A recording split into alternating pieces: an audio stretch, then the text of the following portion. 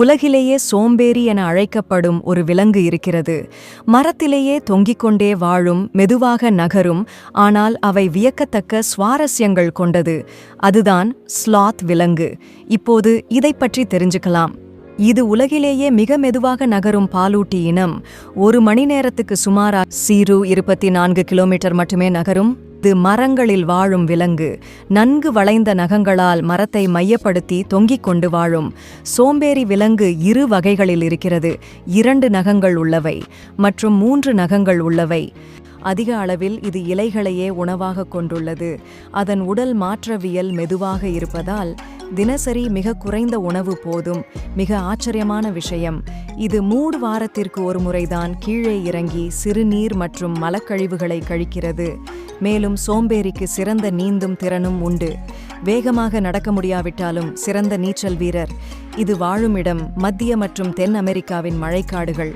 சில சமயம் அதன் உடலில் பசுமை பாசி படிந்து பூச்சிகளுக்கும் குடிசை போல் மாறும். இது இயற்கை கவசம் மாதிரி. சோம்பேறிகள் இயற்கை சூழலில் சுமார் 20-30 ஆண்டுகள் வரை வாழும். சோம்பேறி விலங்கின் இனப்பெருக்கம். சோம்பேறிகள் பொதுவாக ஒரு குறிப்பிட்ட பருவத்திலேயே இனப்பெருக்கம் செய்யாமல் வருடம் முழுவதும் இனப்பெருக்கம் செய்யக்கூடியவை. ஆனால் சில பகுதிகளில் மழைக்காலம் அதற்கேற்ப உகந்ததாகும். பெண் சோம்பேறி ஜோடி தேடும்போது ஒரு தனிப்பட்ட அழைச்சல் சத்தம் எழுப்பி ஆண்களை ஈர்க்கும். அந்த சத்தம் காட்டின் மத்தியில் நன்றாக பரவுகிறது. ஆண் மற்றும் பெண் மரத்தில் சந்தித்து மெதுவாக சேர்க்கை செய்கின்றன. சேர்க்கைக்கு பிறகு ஆண் விலங்கு மறுபடியும் தனித்தனியாக வாழ ஆரம்பிக்கிறது.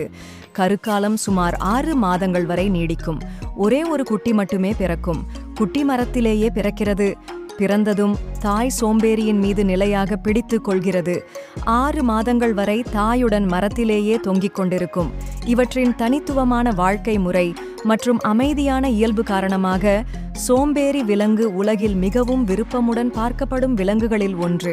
இப்படி இயற்கையின் மிகச் சோம்பேறியாக இருந்தாலும் இது மிக அழகானது, மேலும் சூழலுக்கு முக்கியமான விலங்காகும்.